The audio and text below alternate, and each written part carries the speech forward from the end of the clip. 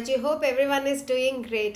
Okay, இன்னைக்கு நம்ம என்ன பத்தி பார்க்க போறோம் அப்படினு பார்த்தா இது வந்து லேபர் கோடோட பார்ட் 2 வீடியோ தான். சோ நம்ம இந்த லேபர் லாஸ் ரிலேட்டட் வீடியோஸ்ல ரெண்டு கோட் 4 கோடா பிரிச்சிருக்காங்க. அது வந்து ரெண்டு கோட் என்ன அப்படிங்கறத நம்ம பார்ட் 1 வீடியோல பார்த்திருக்கோம். இப்போ பேலன்ஸ் இருக்கிற ரெண்டு கோட் பத்தி தான் இந்த வீடியோல பார்க்க போறோம். ஓகே, இப்போ நம்ம ஃபர்ஸ்ட் பார்க்க போற கோட் என்னன்னா அந்த தேர்ட் கோட் என்ன அப்படினு பாத்து The IR code, the Industrial Relation Code 2020. இது பத்தி தான் இப்போ நம்ம ஃபர்ஸ்ட் பார்க்க போறோம். இந்த கோட்ல வந்து as I told you earlier மூணு லாஸை வந்து அமல்கமேட் பண்ணியிருக்காங்க. அந்த மூணு லாஸையும் ஒட்டுக்கா சேர்த்து ஒரே கோடா அவங்க கொடுத்துருக்காங்க. அந்த மூணு லாஸ் என்ன அப்படின்னு பார்த்தீங்கன்னா trade union act 1926, industrial employment act 1946, இந்த industrial employment standing order act 1946, industrial disputes act 1947.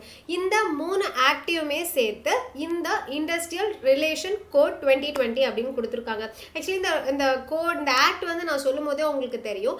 இந்த ஆக்ட்ஸ்லாம் வந்து எவ்வளோ பழமையான எந்த காலத்துலேருந்து நம்ம வந்து ஃபாலோ பண்ணிட்டு இருக்கோம்னு. அதாவது 1926, 1947, 1946. ஸோ இது மூணுத்தையுமே கண்டிப்பாக அப்கிரேட் பண்ணி ஒரு நியூ ஃபார்ம்ல ரீஃபார்ம் பண்ணி கொடுத்துருக்கிறது வந்து ஒரு வெல்கமிங் நோட் அப்படின்னு தான் நம்ம சொல்லணும். இந்த இண்டஸ்ட்ரியல் ரிலேஷன் கோட் 2020ல இவங்க எதெல்லாம் டீல் பண்றாங்க அப்படின்னு பார்த்தீங்கன்னா ஒரு ஃபேக்ட்ரி அப்படின்னும் போது இந்த ஸ்டாண்டிங் ஆர்டர்னு நான் ஒன்று சொன்னேன் இல்லைங்களா. இந்த ஸ்டாண்டிங் ஆர்டர்னா என்ன அப்படின்னா ஒரு நம்மளோட அந்த 1946ல இருந்து ஒரு கம்பெனி ஒரு ஃபேக்ட்ரி அவங்க செட்டப் பண்றாங்க அப்படிங்கிற பட்சத்தில் அவங்க வந்து ஸ்டாண்டிங் ஆர்டர் ஒன்று கொடுக்க வேண்டியிருக்கு. சரி, அதில் வந்து அவங்க என்னென்னலாம் கொடுக்கணும் அப்படின்னா paydays, wage rates, holidays, workers classification, இந்த மாதிரி எல்லா விஷயத்தையுமே அவங்க வந்து அந்த ஸ்டாண்டிங் ஆர்டரில் கொடுக்கணும்.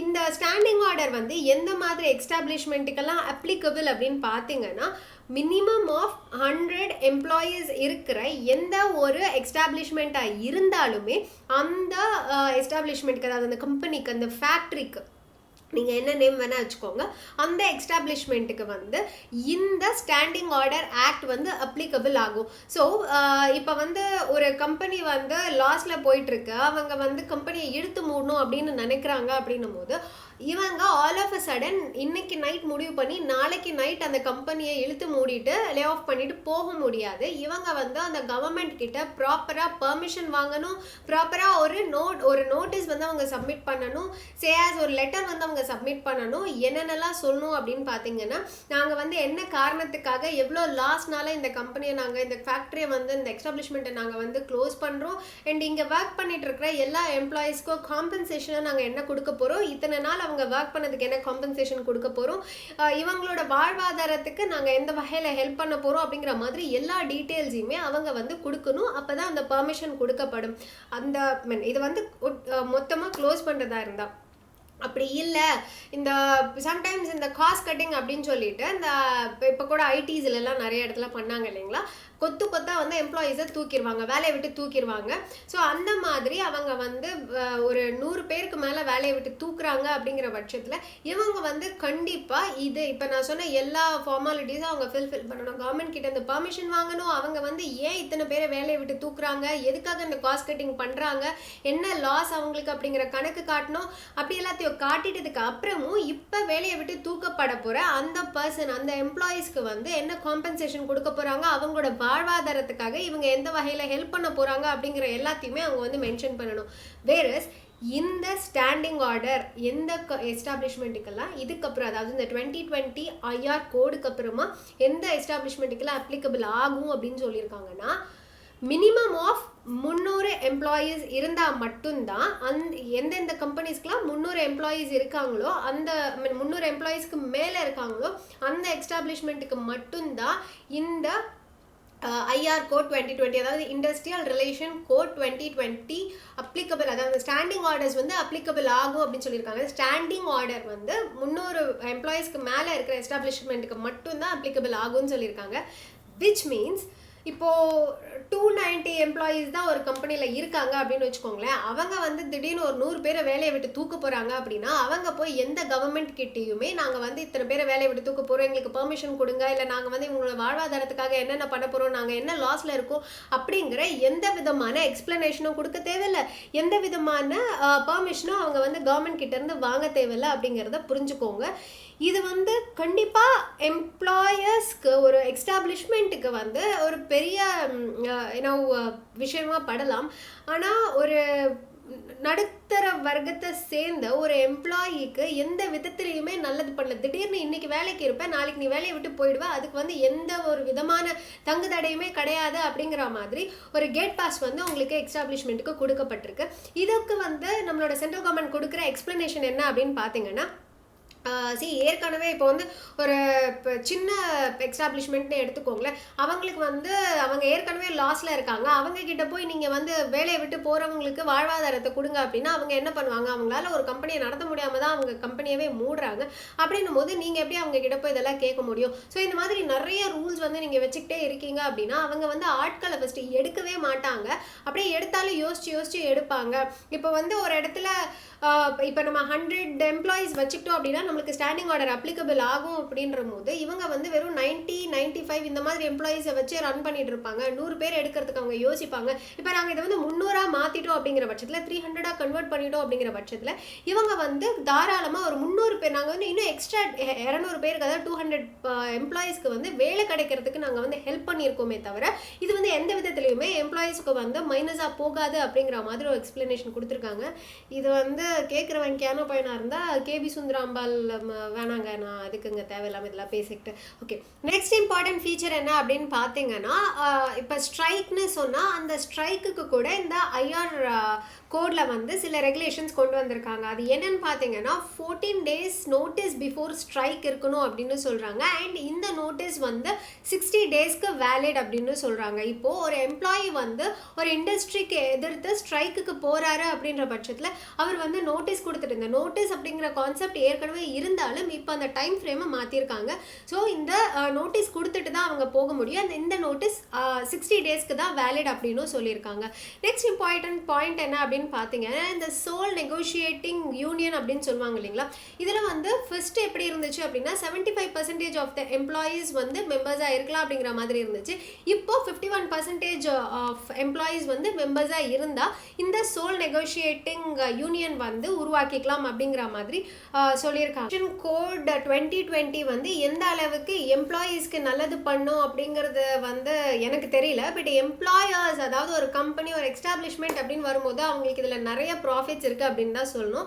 அண்ட் சென்ட்ரல் கவர்மெண்ட்டோட எக்ஸ்பிளனேஷன் என்ன அப்படின்னு பார்த்தீங்கன்னா, ஏற்கனவே 16 states வந்து இதை இம்ப்ளிமெண்ட் பண்ணியிருக்காங்க. ரொம்ப சக்ஸஸ்ஃபுல் ரேட்டில் அங்கே நிறைய பிஸ்னஸ் வந்து நடந்துட்டு இருக்கு. இப்போ நிறைய கம்பெனிஸ் வந்து ஸ்டார்ட் பண்ணுறாங்க, ஆச்சா பூச்சா அப்படிங்கிறாங்க. ஆக்சுவலி ஃபர்ஸ்ட் ஒரு எஸ்டாப்ளிஷ்மெண்ட் கொண்டு வரணும் அப்படின்னா ஒரு 13 லாஸ் வந்து இவங்க ஒரு 13 விதமான லாஸை வந்து இவங்க சாட்டிஸ்ஃபை பண்ணால் மட்டும்தான், அதாவது இந்த எல்லா பர்மிஷன், எல்லா ப்ராப்பரான பர்மிட் எல்லாம், ஃபார் அன் எக்ஸாம்பிள் எத்தனை பேர் எம்ப்ளாயீஸை வந்து அவங்க ரெக்ரூட் பண்ண போகிறாங்க, அவங்களோட ஒர்க்கிங் கண்டிஷன்ஸ் என்ன, நான் ஏற்கனவே சொன்ன மாதிரி. அண்ட் இந்த என்விரான்மெண்ட், இப்போ ஒரு ஃபேக்ட்ரி செட் பண்ண போகிறாங்க அப்படின்னா அந்த ஃபேக்ட்ரி கழிவுகளை வந்து எப்படி வெளியேற்ற போகிறாங்க, அந்த சுற்றி இருக்கிற என்விரான்மெண்ட்டை எப்படி மெயின்டைன் பண்ண போகிறாங்க, என்ன விதமான ஃபேக்ட்ரி, அண்ட் இந்த ஃபேக்ட்ரி சம்மந்தமாக என்னென்ன விதமான அப்ரூவல்ஸ் அவங்க வாங்கணும். ஸோ இந்த மாதிரி நிறைய விஷயங்களை வந்து அவங்க பூர்த்தி பண்ணிட்டு தான் ஒரு எஸ்டாப்ளிஷ்மெண்ட் ஸ்டார்ட் பண்ணணும். ஆனால் இந்த ஐஆர் கோட்ல அப்படி சொல்ற மாதிரி, தம்பி நீ முதல்ல எஸ்டாப்ளிஷ்மெண்ட் ஸ்டார்ட் பண்ணிருப்பா, அதுக்கப்புறமா நீ போய் எல்லாத்தையும் ஒண்ணுக்கு ஒண்ணா வாங்கிருப்பா அப்படின்னு சொல்லியிருக்காங்க. அது மட்டும் இல்லாமல் ஸ்டேட் கவர்மெண்ட்டுக்கு சென்ட்ரல் கவர்மெண்ட் சொல்ற பெரிய ரெக்வெஸ்ட் ஒரு அட்வைஸ் ஆர்டர் என்ன அப்படின்னு பார்த்தீங்கன்னா, இங்கே பாருங்க, அவன் கம்பெனி ஸ்டார்ட் பண்ணணும்னு சொன்னால் கம்பெனியை ஸ்டார்ட் பண்ண விட்டுருங்க, அதுக்கப்புறமா நீங்கள் போய் அவன்கிட்ட ஒன்று ஒன்றா கேளுங்க, அவன் பண்ணட்டும் பண்ணாட்டி நீங்கள் வந்து எங்ககிட்ட கேளுங்க அப்படிங்கிற மாதிரி சொல்லியிருக்காங்க. பண்ணணும்னு சொல்கிற விஷயத்தையே எவனும் பண்ணுறது கிடையாது. அவன் பண்ணல அப்படிங்கிற விஷயத்த எவன் போய் கேட்டாலும் அவனை பச்சாலன்னு அடித்து வெளியில் துரத்தி விட்டுறானுங்க. இவனுக்கு வந்து ஃபஸ்ட்டு அவனுங்களை ஆரம்பிக்க விட்டுருங்க, அப்போ தான் வந்து நம்மளோட எக்கானமி வந்து வளரும் அப்படின்னு சொல்லியிருக்காங்க. எக்கனாமியை வளர்க்க போறோம் அப்படின்னு சொல்லிட்டு இவங்க வந்து இருக்கிற என்னென்ன லாஸ்லாம் இன்னும் முடிச்சு விட போறாங்க அப்படின்னு எனக்கு தெரியல. இவங்க முடிச்சு விட்டதை பேஸ் பண்ணி இன்னும் என்னென்ன கம்பெனிஸ் எல்லாம் புத்துக்குள்ள இருந்து வரா மாதிரி வரப்போகுது அப்படின்னு எனக்கு தெரியல. இதனால யாருக்கு நல்லது நடக்க போகுது, யாருக்கு கெட்டது நடக்க போகுது அப்படின்னு எனக்கு தெரியல. இது எல்லாத்தையும் நம்ம வந்து பொறுத்திருந்து தான் பார்க்கணும். அதையும் மீறி இந்த 16 ஸ்டேட்ஸ்ல வந்து இதை இம்ப்ளிமெண்ட் பண்ணிட்டாங்க, ரொம்ப சக்சஸ்ஃபுல்லா போயிட்டு இருக்கு அப்படின்னு சொல்றாங்க இல்லைங்களா. அந்த 16 ஸ்டேட் மேபி இப்போ வந்து ரூலிங்ல இருக்கிற பார்ட்டியோட ஸ்டேட்ஸா கூட இருக்கலாம். வித் நோ ஆப்ஷன் லெஃப்ட் அவங்க எந்த மாதிரி ஒரு எஸ்டாப்ளிஷ்மெண்ட்டை ஸ்டார்ட் பண்ணணும் அப்படின்னு சொன்னாலும் அந்த கவர்மெண்ட் ஓகே தான் சொல்லும். ஏன்னா இது அவங்க கொண்டு வந்த கோட்ஸ். ஓகே, இந்த கோடில் வந்து வெறும் கான்ஸ் மட்டும்தான் இருக்குது. இதனால வந்து நாடு அழிஞ்சு போயிடும், ஊர் அழிஞ்சு போயிடும், இயற்கை அழிஞ்சு போயிடும், மக்கள் எல்லாம் அழிஞ்சு போயிடுவாங்க, யாருக்கும் காசு வராது, கவர்மெண்ட் வந்து ஃபுல்லாக அவங்களுக்கு காசு பார்க்க தான் பார்க்குறாங்க அப்படின்னு நான் சொல்ல வரல. இதில் இருக்கிற மைனஸ் எல்லாம் என்ன அப்படின்னு நான் சொல்லணும். அதே மாதிரி இதில் நிறைய ப்ளஸ் இருக்குது அப்படிங்கிறதையும் நான் ஏற்கனவே உங்ககிட்ட சொல்லியிருக்கேன். ஸோ இது எல்லாத்துக்கும் ப்ளஸ்ஸாக மைனஸாக அப்படிங்கிறது ஒருத்தருக்கும் நம்மளுக்கு இருக்கிற சுய புத்தியை வச்சு நம்ம வந்து யோசிச்சு நம்மளா முடிவு பண்ணி இதுக்கு ஏதாவது பண்ணணும்னா நம்ம பண்ணிக்கலாம்.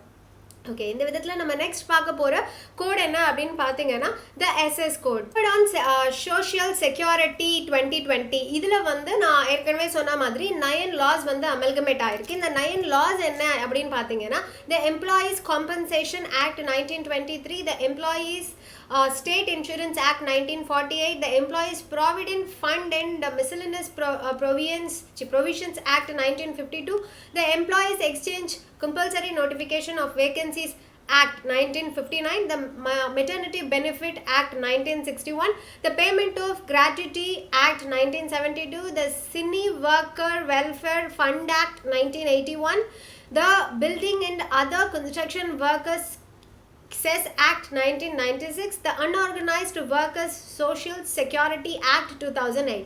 So இந்த 9 ஆக்டையுமே அமல்கமேட் பண்ணி இந்த கோட் ஆன் சோஷியல் செக்யூரிட்டி 2020 கொண்டு வந்திருக்காங்க. இதில் வந்து கீ ஃபீச்சர்ஸ் என்ன அப்படிங்கிறத இப்போ வந்து நம்ம டக்குன்னு பார்த்துட்டு வந்துடலாம். இந்த சோஷியல் செக்யூரிட்டி கோட் வந்து ஆர்கனைஸ்ட் அண்ட் அன்ஆர்கனைஸ்ட் எஸ்டாப்ளிஷ்மெண்ட் எல்லாத்துக்குமே வந்து பொருந்தும் அப்படின்னு சொல்லியிருக்காங்க. It also applicable to kick workers and the freelancer. Kick workers அப்படின்னு பார்த்தீங்கன்னா இந்த ஃப்ரீலான்சர்ஸ் இப்போ வந்து ஒரு வெப் டெவலப்பரை வந்து ஃப்ரீலான்ஸ் பேசிஸில் தான் நாங்கள் வந்து என்கேஜ் பண்ணியிருக்கோம் அப்படின்னாலும் அவங்களுக்குமே இந்த கோட் ஆன் சோஷியல் செக்யூரிட்டி வந்து அப்ளிகபிள் ஆகும் அப்படின்னு சொல்லியிருக்காங்க. அண்ட் இந்த பிளாட்ஃபார்ம் எஸ்டாப்ளிஷ்மெண்ட்ஸ்லாம் இருக்குது இல்லைங்களா, இந்த ஓலா, ஊபர், ஸ்விக்கி இந்த மாதிரி எஸ்டாப்ளிஷ்மெண்ட்டுக்கும் அவங்க கிட்ட ஒர்க் பண்ணுற இந்த கிக் ஒர்க்கர்ஸ்க்குமே இந்த code on security social security வந்து அப்ளிகபிள் ஆகும் அப்படின்னு சொல்லியிருக்காங்க. This code basically deals with employee injury benefit, housing, provident fund, educational schemes for children and what not. So இந்த மாதிரி ஒரு எம்ப்ளாயர் கிட்ட இருந்து கிடைக்கக்கூடிய எல்லா பெனிஃபிட்ஸ் பற்றியுமே இந்த கோடில் அவங்க வந்து கொண்டு வந்திருக்காங்க. இதில் இந்த எம்ப்ளாயீஸ் அப்படிங்கிற எக்ஸ்பிளனேஷனுக்கு கீழே interstate migrant workers, kick workers, platform workers, film industry workers இவங்க எல்லாரையுமே இவங்க வந்து இந்த எம்ப்ளாயீஸ் அப்படிங்கிற டெஃபினேஷன் கீழே கொண்டு வந்திருக்காங்க. நியூ கிராட்டிட்டி பீரியட், இந்த கிராட்டிட்டி பீரியட்னு சொல்லுவாங்க இல்லைங்களா, அது வந்து ஜேர்னலிஸ்ட்டுக்கு வந்து 5 இயர்ஸ்லேருந்து 3 இயர்ஸ்க்கு கம்மி பண்ணியிருக்காங்க. Central government can reduce employers or employee contributions அப்படின்னு சொல்லியிருக்காங்க. அதாவது ஒரு எம்ப்ளாயர்ஸ் வந்து எம்ப்ளாயி அண்ட் எம்ப்ளாயீஸோட கான்ட்ரிபியூஷன், இந்த பிஎஃப் கான்ட்ரிபியூஷன்லாம் இருக்கு இல்லைங்களா, அதை வந்து சென்ட்ரல் கவர்மெண்ட் ரிவைஸ் பண்ணலாம், அதுக்கு வந்து அவங்களுக்கு அத்தாரிட்டி இருக்குது அப்படின்னு சொல்லியிருக்காங்க. ஆல்சோ இந்த எம்ப்ளாயர்ஸ் இருக்காங்க இல்லையா, அவங்க வந்து எம்ப்ளாயீஸோட கான்ட்ரிபியூஷனை நிறைய கம்பெனிஸ் நான் பார்த்த வரைக்கும் எம்ப்ளாயீஸோட வேஜஸ்லேருந்து, அதாவது எம்ப்ளாயீஸோட சிடிசிலேருந்து எம்ப்ளாயர்ஸோட கான்ட்ரிபியூஷனையுமே வந்து டிடெக்ட் பண்ணுவாங்க. அது வந்து ஆக்சுவலி கிரைம். இந்த மாதிரி பண்ணால் அவங்களுக்கு வந்து 50,000 rupees வரைக்கும் ஃபைன் வித் நோ இம்ப்ரிசன்மெண்ட் அப்படின்னு சொல்லியிருக்காங்க. Also this code proposes a national social security board which shall recommend the central government for formulating suitable schemes. அதாவது இந்த நேஷனல் சோஷியல் செக்யூரிட்டி போர்டுன்னு ஒன்று ஃபார்ம் பண்ணணும் அப்படின்னு சொல்லப்பட்டிருக்கு. அது வந்து சூட்டபிள் ஸ்கீம்ஸ், இந்த gig workers, platform workers, migrant ஒர்க்கர்ஸ்லாம் இருக்காங்க இல்லைங்களா, அவங்களுக்கான ப்ராப்பர் ஸ்கீம்ஸை வந்து கொண்டு வரணும் இந்த நேஷனல் சோஷியல் செக்யூரிட்டி போர்டு கீழே அப்படிங்கிறதையும் இந்த கோடில் சொல்லியிருக்காங்க. அதுக்கப்புறமா இந்த பிளாட்ஃபார்ம் அண்ட் கிக் ஒர்க்கர்ஸ் எல்லாம் எம்ப்ளாயி பண்ணுற எம்ப்ளாயர்ஸ் இருக்காங்க இல்லைங்களா, அந்த மாதிரி எஸ்டாப்ளிஷ்மெண்ட் மேனேஜ்மெண்ட்லாம் இருக்காங்க இல்லைங்களா, ஸோ அவங்களோட ஏர்லி டர்ன் ஓவரில் 1 to 2%, அதாவது 1%லேருந்து 2% வரைக்கும், மேக்ஸிமம் ஆஃப் 2%ன்னு வச்சுக்கோங்களேன். ஸோ இந்த பர்சன்டேஜ் ஆஃப் உங்களோட ஆனுவல் டர்ன் ஓவரோட 2%, 1% அந்த அமௌண்ட்டை இந்த போர்டுக்கு அவங்க கான்ட்ரிபியூட் பண்ணணும் on behalf of social security of this gig workers, platform workers. இந்த ஒர்க்கர்ஸோட போர்டுக்கு வந்து அவங்களோட டர்ன் ஓவரோட 1 to 2% வந்து அவங்க கான்ட்ரிபியூட் பண்ணணும் அப்படின்னு சொல்லியிருக்காங்க. ஸோ இந்த கோடை பொறுத்த வரைக்கும் நம்மளுக்கு நிறைய ஸ்ட்ரீம்லைனிங் வந்து நம்ம பார்க்க முடியுது.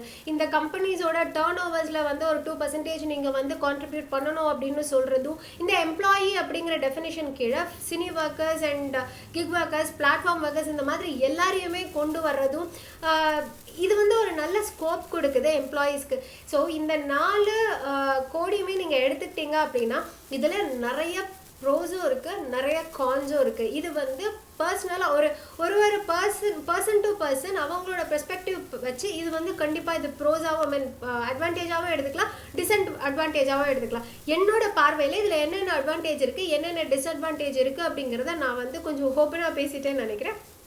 அண்ட் உங்களோட ஒப்பீனியன் என்ன அப்படிங்கிறத நீங்கள் வந்து எனக்கு கமெண்ட்டில் சொல்லுங்கள். ஸோ இந்த 4 கோடோட எக்ஸ்ப்ளனேஷன் உங்களுக்கு கண்டிப்பாக புரிஞ்சிருக்கும்னு நினைக்கிறேன். இதில் வந்து ரொம்ப பாராட்டக்கூடிய விஷயம் என்ன அப்படின்னா, இத்தனை வருஷமாக எந்த கவர்மெண்ட் எல்லா கவர்மெண்ட்டும் பேசிக்கிட்டு இருந்திருப்பாங்க. மேபி இது வந்து இப்படி தான் வச்சுக்கோங்களேன், ஒரு கவர்மெண்ட் வந்து பிரிட்ஜ் கட்ட ஆரம்பிப்பாங்க, அது இன்னொரு பீரியடில் தான் முடியும். ஸோ நேம் போர்டு வைக்கும் போது இது எங்கள் கவர்மெண்ட்டில் கட்டப்பட்டது அப்படின்னு சொல்லி வச்சுப்பாங்க இல்லைங்களா, அந்த மாதிரி இது வந்து ரொம்ப நாளாக பேசிட்டு இருந்ததை இந்த கவர்மெண்ட்டில் கொண்டு வந்துட்டாங்க அப்படின்னும் நம்ம சொல்லலாம்.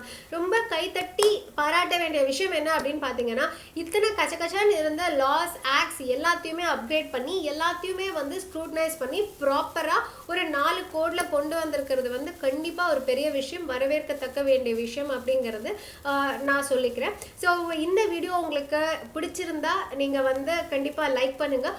ஆல்சோ இந்த வீடியோவையும் நீங்கள் வந்து உங்களோட சர்க்கிள் எல்லாருக்குமே, ஃப்ரெண்ட்ஸ், ஃபேமிலி, உங்களோட காலேஜ் ஃப்ரெண்ட்ஸ் எல்லாருக்குமே, கூட ஒர்க் பண்ணுற எம்ப்ளாயீஸ் யாராக இருந்தாலும் எல்லாருக்குமே நீங்கள் வந்து இதை ஷேர் பண்ணுங்கள். ஸோ தட் நம்மளோட நாட்டில் லேபர் ஆக்ட்ஸில் வந்து என்னென்ன நடந்துட்டுருக்கு, என்னென்ன ரிஃபார்ம்ஸ் நடந்துட்டுருக்கு அப்படிங்கிறத கண்டிப்பாக எல்லாரும் தெரிஞ்சுக்கிறோம். ஏன்னா லேபர் அப்படிங்கிறது, ஒரு எம்ப்ளாயீஸ் அப்படிங்கிறது நம்ம எல்லாருமே நம்ம வாழ்க்கையில் ஏதாவது ஒரு இடத்துல ஓனராகவோ இல்லை ஒர்க் பண்ணுறவங்களாவோ இருக்க தான் போகிறோம். ஸோ நம்ம எல்லாருமே இந்த விஷயங்களை தெரிஞ்சுக்கணும் அப்படிங்கிறது என்னோட கருத்து. அதனால இந்த வீடியோவை நீங்கள் எவ்வளோ முடியுமோ அவ்வளோ தூரம் நீங்கள் ஸ்ப்ரெட் பண்ணுங்கள். இந்த வீடியோவால் யாராவது ஒருத்தர் வந்து பயனடைகிறாங்க அப்படின்னா கண்டிப்பாக நான் வந்து சந்தோஷப்படுவேன். அண்ட் இந்த சேனலை நீங்கள் இன்னும் சப்ஸ்கிரைப் பண்ணனா தயவு செஞ்சு சப்ஸ்கிரைப் பண்ணுங்கள். அப்போ தான் நான் போஸ்ட் பண்ணுறேன் இந்த மாதிரி இன்ட்ரெஸ்டிங்கான வீடியோஸ் உடனே உங்களுக்கு வந்து சேரும். ஸோ இதே மாதிரி இன்ட்ரெஸ்டிங்கான இன்னொரு வீடியோவில் நான் வந்து உங்களை பார்க்கறதுக்கு முன்னாடி have a great day amigos. Chaya Thamizhachi.